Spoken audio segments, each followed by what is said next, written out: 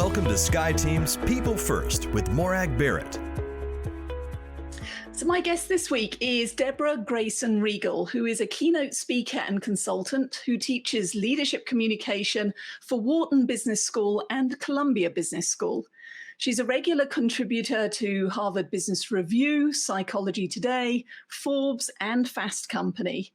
And she is the author of this fabulous book that we're going to be talking about, Overcoming Overthinking. Certainly one of my Achilles heels, and I have many. 36 ways to tame anxiety for work, school, and life. She consults and speaks for clients including Amazon, BlackRock, Kraft, PepsiCo, and others. And her work has been featured in worldwide media, including Bloomberg, Oprah Magazine, and the New York Times. So Deborah, welcome to People First. Thank you so much for having me. I always feel a little bit like my mom wrote that bio and sent it ahead. I know what you mean. I sometimes listen to mine, and even though I've crafted it and refined it, I think, well, wow, who is that person? Yes. I feel exhausted just listening to it. Yes, I understand. Well, mine finishes with a little known fact, which was that I'm actually a ballroom dancer. Or I used to be when you were allowed up close within 6 foot of strangers and dancing. Yes. What is your hidden talent? My hidden talent is improv. So I'm a founding member of, or was a founding member of the University of Michigan's improv comedy troupe called Highly Improvable. And I thought I was going to be a comedian, an improvisational comedian. And it has probably been the best training that I've had for my work as a speaker and a coach, is having a talent in yes-anding things. Oh, well, we will pull on that today. Great. And building on that then, Deborah, I want to take you back to the origin story pre-University of Michigan. Yes. When you were a wee lass and you were thinking about what it was going to be like to adult and when you were a grown-up, what did you want to be when you grew up? I wanted to be a splinter and paper cut doctor. So very specific specialty, right? Which I would imagine would fall into dermatology now. But I wanted to be a splinter and paper cut doctor because those were two injuries that were disproportionately painful for their size. And I felt like when I would get splinters and I would get paper cuts, people would comment on the size, right? Oh, that little thing. But it caused a huge amount of pain. And I figured that I could be the one to do honor to the amount of pain caused by these little injuries. Well, there are children all over the planet who are going, yes, please, because I can now take a flashback to sitting next to my dad with my arm through the crook of his, and he's literally got it like in a vice-like grip with the needle, trying to dig that splinter out. That's right. So that was, and it's so funny. I believe that if you called either of my parents and said, what did she want to be when she grew up? They would say she wanted to be a splinter and paper cut doctor. I wasn't shy about it. I didn't understand why that didn't already exist. I love that. I wonder if it requires an extra few years of study and, support to actually it probably does. And now I'm realizing, as I'm looking down at my desk, I'm realizing that I'm about to have aged out of that specialty. So I'm glad I picked something else because I cannot see splinters or paper cuts. Hello. Yes, I cannot see wisdom glasses on. Yes. Right. I cannot see splinters or paper cuts anymore. So I'm glad I picked a job that has a longer lifespan for my eyes and for the rest of me. Okay, so what was the pivot point? How do you go from being a splinter and paper cut doctor aspiration to a speaker and a lecturer and an expert in anxiety and communication, etc.? Yes. So there were a few different pivot points. So definitely wanted to go to med school. That was really my plan. I went to a specialized science high school here in New York City where I grew up. So definitely had a background in science. But my extracurricular activity in high school was competitive speech and debate. So this little speaker part of me, while I had this mind for science, was developing at the same time. And I spent every single day after school learning the art and science of presenting. I spent every weekend traveling around North America, competing in speech competitions. I spent every summer at speech camp, which my kids have told me is the lamest thing they've ever heard. And I should not say that out loud if I want to have friends, but it all paid off. My senior year of high school, I won the national championship in a category called original oratory, which is speech writing and speech delivery, and ended up getting hired at age 17 to come to colleges and corporations and teach people how to speak. So that was happening. And then I went to college. And in college, I was on a pre-med path. And then I hit organic chem, which is said to separate the doctors from the psychologists. I was not willing to give up my fun, which of course now included improvisational comedy, to really buckle down and do organic chem. So I ended up majoring in psychology and still had this after graduating with a degree in psychology, coming back to New York and going to Columbia, getting a master's in social work, where I thought I would be a therapist because I couldn't hack organic chem. I still had this speaker track and performance track that I was still on. And ultimately, what happened was my improvisational comedy troupe, the six of us sat down after performing together for 7 years and said, look, the entertainment industry is hard. Are we really committed to this? And 4 people said yes, and they're all still in the entertainment industry. And 2 of us said no. And the other person is a doctor because he can hack organic chem. And I'm a speaker, coach, and consultant. Oh my goodness. Well, the passion just comes through. So tell me about the inspiration behind overcoming overthinking. Yes. So I am somebody who was diagnosed with generalized anxiety disorder as a preteen. So having anxiety, overthinking things was always a part of my life. And it was something that my parents don't struggle with, or at least didn't openly struggle with. So my anxiety felt strange for them, right? And so they were very well meaning, but would certainly say things like, well, don't worry unless there's something to worry about, which makes sense logically. But when you're in it, can't get you out of it. So I had anxiety. It was always something that I assumed I would live with, struggle with, would be the background music of my life. And then I had a child. I had 2 children, actually 2 children within 2 minutes. That's my other skill. I had twins. And my daughter, Sophie, ended up getting diagnosed with 4 anxiety disorders from the time that she was a preteen to a teen. So generalized anxiety disorder, obsessive compulsive disorder, trichotillomania, which is a compulsive hair pulling disorder, and panic disorder. Wow. And when she was in high school, she realized that there was no book out there for teens struggling with anxiety written by a teen. So she wrote a book called Don't Tell Me to Relax, One Teen's Journey to Survive Anxiety and How You Can Too.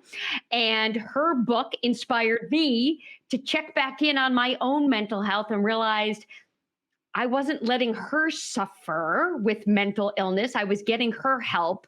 She helped me see that I could take better care of myself. And so with a combination of therapy and prescription medication, I got my stuff handled. So generalized anxiety, obsessive compulsive disorder, and a tic disorder in my neck. And after her book came out, we decided that many of the strategies that she was talking about when she would be out there as a speaker were strategies she had learned from me, which I didn't realize and was proud of. And so we decided to co-write this book together, Overcoming Overthinking, which is a combination of 36 of our top strategies for helping people manage anxiety. I love this because, as you say, you've co-authored it with your daughter. It's a family business. It's a family business, yes. And so what has been the reaction? Because that takes courage, even today, to acknowledge, hey, I've been diagnosed with this, and here's how I'm managing it, and here's what you can expect. So what was the reaction of people as they read the book and then realize you were sharing your personal journeys. Yeah. So I actually think it's mostly been the other way around, is that people have been exposed to our personal journeys on social media and then picked up the book. Okay. So it didn't, right? It sort of didn't come as a surprise for people. Many, I would imagine that our first concentric circle of readers were people who already knew us. And I would say almost everybody knew that Sophie had mental illness because she'd written a book about it. But me talking about my mental illness was a surprise for many people. It was things that I hinted around on social media, but now I was really coming out about it. And people's reaction was surprise, and then appreciation for the vulnerability of our story, gratitude for our strategies, none of which are any version of get over it. None. Right? Yeah. And then wanting to share their stories with us, I would say 95% of them privately and 5% of them publicly. And we hold no judgment around that. We are just happy that people know they've got some folks who are willing to listen to them and understand. Okay. Well, I love the way that the book is structured. And as you say, there's 36 strategies within there. And it starts with an inward reflection and a focus on, well, you call it challenge your thinking. Yeah. So tell us a little bit about some of the strategies and guidance that a reader's going to find in that first section of the book. Yeah, so that's where we want to start, right? So anxiety starts with our thinking, even though it often feels like it's, sort of starting in our body. So one of the things that we're really clear about, and we have done, as you can imagine, in the last 6 months, more webinars on the topic of anxiety and resilience and stress than any other time we could have imagined. And the place that we start is to understand that your thinking drives your feelings, and your feelings drive your behaviors, and your behaviors then drive your thinking.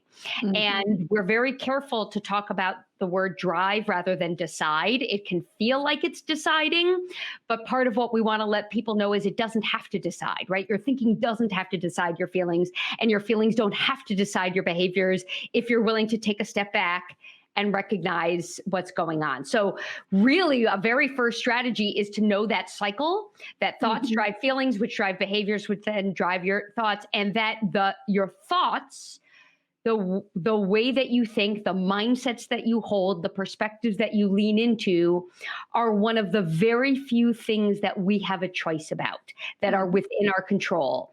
And we are also very careful to say that we recognize for people who've experienced, capital T trauma, it probably isn't a choice, and it probably isn't within their control. And we're also clear that we are not mental health professionals, but to just let people know that for the majority of us, that's a choice we can make.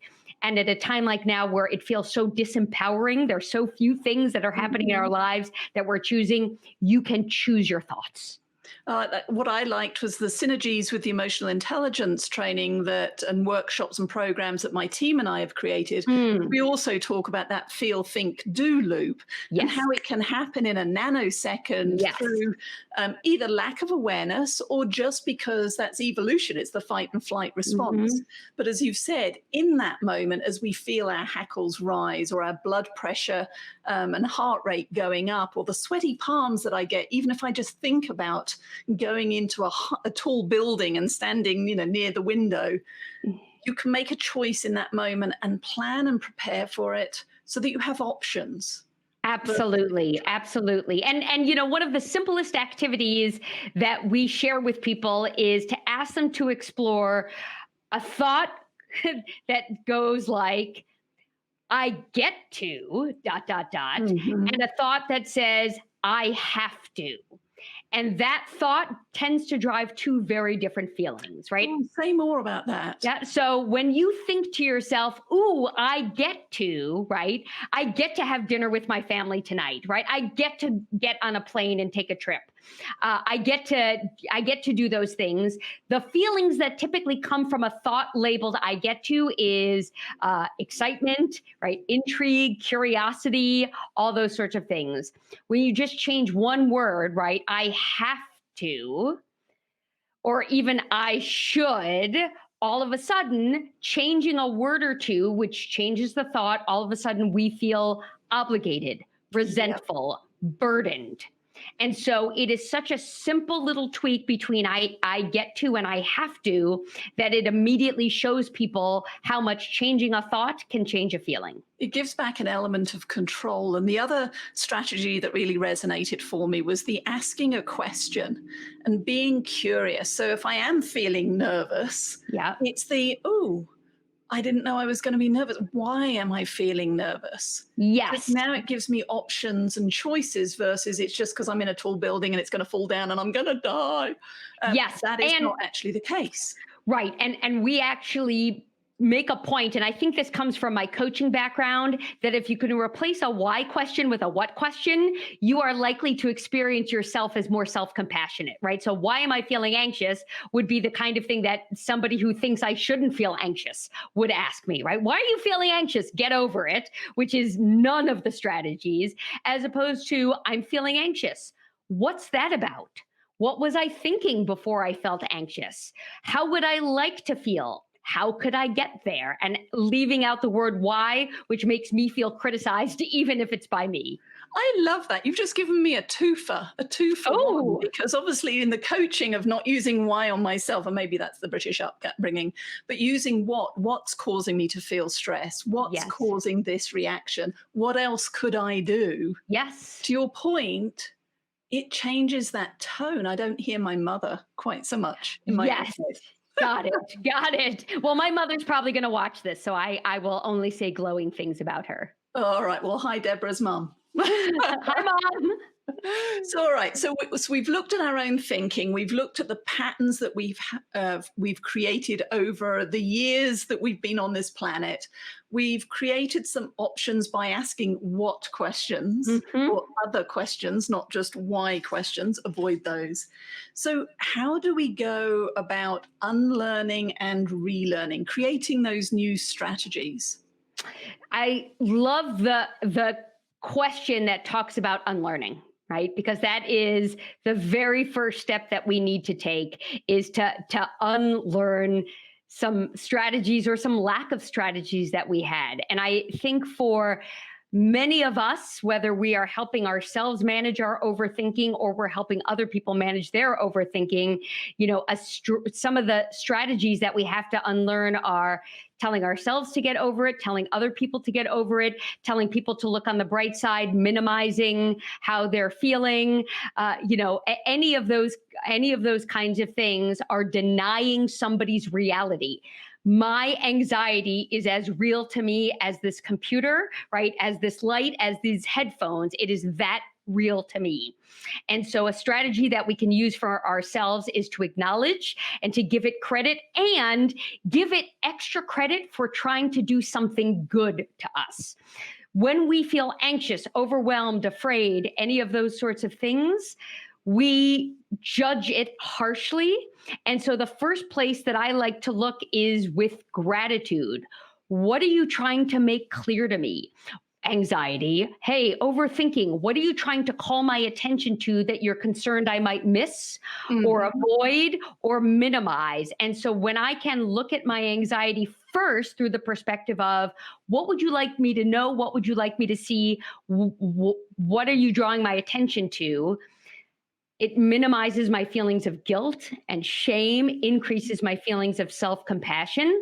And then my anxiety lets me, as if it were a teenager, my anxiety lets me then shift it, because I have met it where it is, as trying to do something that feels helpful. Now let's look at some other ways in which I could handle something. So this sounds like your strategy around naming it to taming it.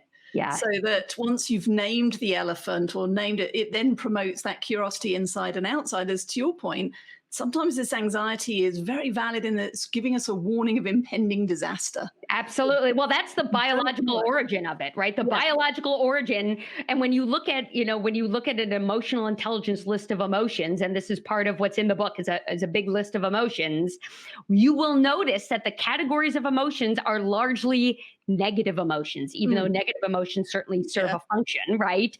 But that being said, it's from a biological perspective. It was helpful to be scared if an animal was going to come and attack you. It was helpful to be disgusted so that you didn't eat poison or sleep with a blood relative, right? Yeah. Those things were very helpful to us. And so name it to tame it is one of those strategies. We definitely didn't come up with it. I know that the Yale Center for Emotional Intelligence talks about it, as do others as well. But the idea is that if you can name your emotion, you actually take some of the heat out of it. And Daniel Goleman, who wrote the book on emotional intelligence, he didn't invent it, but he wrote the book called Emotional Intelligence. He says that only about a third of us can accurately name our emotions. Yes.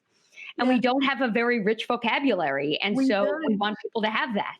And we lump them all together. We find when we're doing our emotional intelligence workshops, we have an opening activity where we get people naming them.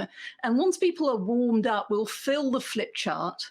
But it tends to be the intense relationships. And to your point, there's a spectrum. So everybody remembers angry. Yes. But the question is, am I angry? Am I frustrated? Or am I miffed?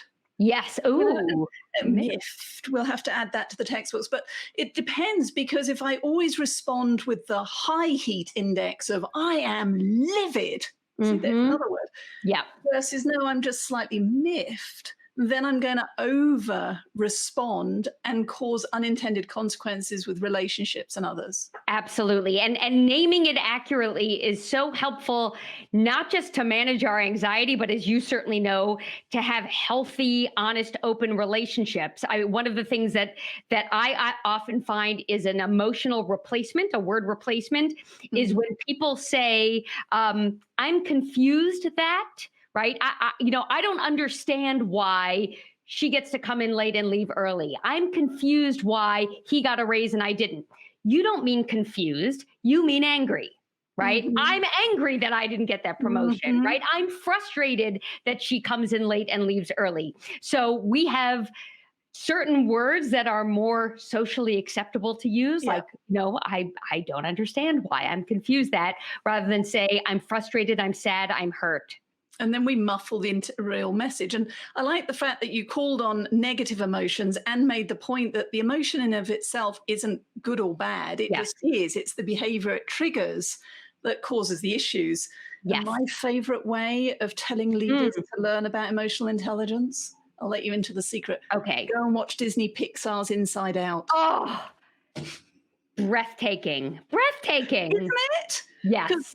Spoiler alert, it's a fabulous movie for those of you watching this video. Go watch it, but it focuses on 5 core emotions. But the reality is you can't have joy without sadness. Yeah. You can't have excitement without nervousness. As you start to look at all the spectrums, they're all there for a reason. It's yin and yang within the emotional spectrum. Yes. And I'll just say that one of my favorite expressions comes from Dr. Susan David, who you may know, writer and expert on emotional intelligence. And she says that when you're experiencing one of those negative emotions, that you should ask yourself, what the funk? Right? Because you're really asking yourself, what is the function of this emotion? Let's assume that this emotion, I hope you heard my N in there, right? Yes. You should assume that this emotion, like every other emotion, is serving a function. Emotions are data or data, depending on where you live. Go get it. Go get it. Go get it. Okay, so the third section of the book is the one that's especially close to my heart because it's all around connection and connecting with others. So again, how is this important? Why is this important when we're dealing with anxiety and overthinking? Yeah, so I will say that I probably suggested this section of the book for me because when I am feeling overwhelmed, like I'm overthinking and anxious, I isolate. And because I'm a speaker, I'm gregarious, I'm outgoing, people are very surprised to know that I will not reach out. I don't want to talk on the phone to anyone. I just want to be by myself. And for me, as much as it feels like the right thing, it tends to exacerbate the problem for me. Mm-hmm. And so reaching out to at least one other, let's call it living being, because we have a chapter in there that says your person doesn't have to be a person. So we have it is our dog, right? It is very often our dog, right? So just reaching out to some other living being to remind you that you're not alone, to remind you that this is time limited, or to remind you that if it doesn't feel time limited and you are feeling alone, that there is help you can go get, feels foundationally important, especially right now when isolation, loneliness, depression, anxiety are what is being called the secondary pandemic. So a good friend of mine, Howard Prager, has a book coming out called Make Someone's Day. And as I was reading through it, your strategy number 32 is all about do something meaningful for someone else. Yes. So how does that connect and help me? Yeah. Well, you feel good, right? You get a rush of endorphins and serotonin and all those good feel good chemicals when you do something good for another person. And it could be very direct, like picking up groceries for somebody. It could be making a donation to the campaign of your choice. But doing something that gets you outside of yourself and has an impact for other people feels really good. And I can share with you that when my kids came home, so my daughter Sophie and her twin brother Jacob came home in March for spring break and never went back to college until just a couple of weeks ago. And when Sophie and I were home, we're both highly driven, and our work had sort of disappeared for us in March and April. And so we committed to making a series of YouTube videos of the 36 tips. So every single day, whether we felt like it or not, we made a short video of each of the tips to be of service to others. It wasn't in service of us. It was, we believe that somebody out there needs this. We don't know who, we don't know when, we just trust that we can be of service. And so we did. I love that. And that connects with the concept that I write about in Cultivate, the ally mindset, because it's all about how can we help each other to be successful. And I noticed in the book, it made me laugh when I got to this chapter, you've got a double-barreled here strategy, which is the sit in the shit friend. Yes. Pull me out of the poop friend. Yes, thank you. Tell us more about these two characters. Yes. So I don't know if we have to put like an adult language warning on this, or, I'm in New York. That's just how you order your coffee in a deli, right? So a sit in the shit friend, and my daughter Sophie will be so happy because this is her favorite, because it gave her permission to curse in front of her mother. So a sit in the shit friend is the friend that you can rely on, that when you are down in the dumps and feeling overwhelmed and anxious will say to you, "Oh, that does suck. Oh, I can't believe you're going through that. That's the worst. Tell me more." Oh, awful. That's somebody who's willing to be in it with you. The pull me out of the poop friend is most of our friends, right? So a sit in the shit friend is a very special kind of friend. A pull out of the poop friend is what most of our friends are known for and can do. And this is the person who says to you, "Come on, you got this. You can do this. Let's see if we can connect you to some resources. Who can we call? How can we help? Here's an article that I read." So it's the person to pull you out of the mess that you're in or the discomfort that you're feeling. And we know from experience that most people are excellent at pulling people out of the poop. They are less good at sitting in the shit. And number one, that's lack of practice. Number two, lack of modeling. And number three is other people, if you are caring and empathetic in any way, other people's hard emotions feel hard for you. Right? And so when I see somebody that I care about suffering, that hurts me. And so I want to get them out of it, because that means I don't have to be in it also. Oh my gosh, I love it. And it just reminds me of that short video vignette you've probably seen from Brene Brown, who just writes so eloquently around all of these topics. But she has that's right, me too. I am one of her groupies also. But she talks about the difference between empathy and sympathy. And the other risk we can have is, "Oh, Deborah, you think that sucks. Let me tell you about my time, which sucks even more." And now we're just getting into a competition of suckiness, which is not what needed. Sometimes we just have to sit and smell Yes. And it stinks. A lot of life stinks, right? Yeah. And for somebody to acknowledge it, to validate it, and to be willing to hear it with you and for you is an incredible gift. Mm-hmm. Well, this is an incredible gift, your book here. Definitely. I recommend everybody to grab a copy of it. How has it influenced your thinking and approach to anxiety and just stressful situations in general? I'm going to answer that just in terms of the time that we're in now. And I'm sure that this podcast will be evergreen, but I don't think too many of us will forget the great pandemic or the awful pandemic, right, of 2020. And so there's something that feels very timely to me about it, because when we published the book in October, talking about anxiety was still something where people would come up to us after we'd given a presentation and say, I have anxiety too. Right? And be very private about it. Now it is a given.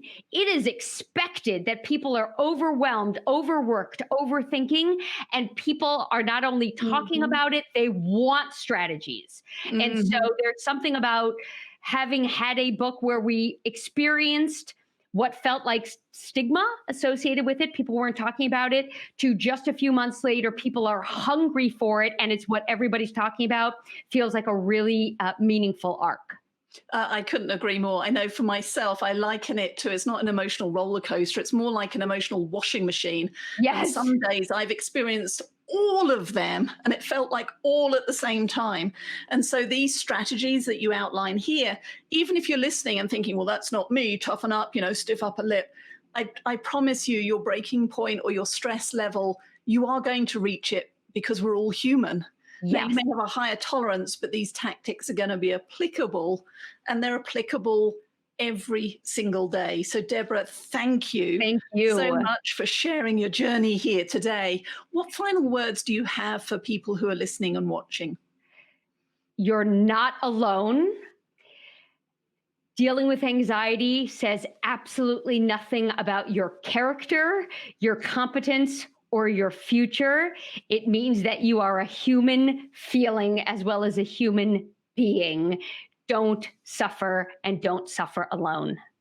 Thank you. So if I know I need help, if I'm curious to learn more, if I want to bring you in to talk to our teams about stress, anxiety in the year of the great pandemic and beyond, unfortunately, how do people get a hold of you? So best way is to find me on my website, which is Deborah Grayson Riegel.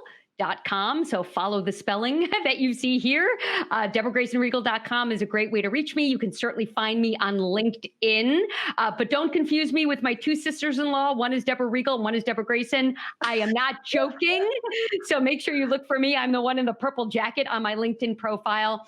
And I would say that if you really do need help, before you come to my website, if you're feeling like you really do need help, please find out mental health hotline, call your doctor, call a friend, call NAMI, the National Alliance on Mental Illness.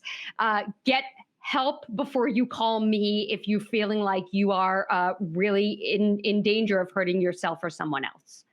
Deborah, thank you. I'll make sure all of that information is in the show notes. Great. I wish you and your family and all of your aliases. Yes. And doppelgangers. That's right. Name ongoing health and success. Thank you so much for having me. Thank you so much for joining Morag today. If you enjoyed the show, please like and subscribe so you don't miss a thing. If you learned something worth sharing, share it. Cultivate your relationships today when you don't need anything before you need something. Be sure to follow SkyeTeam and Morag on LinkedIn, Facebook, Twitter, and Instagram. And if you have any ideas about topics we should tackle, interviews we should do, or if you yourself would like to be on the show, drop us a line at info@skyeteam.com. That's SKYE team.com. Thanks again for joining us today, and remember, business is personal and relationships matter. We are your allies.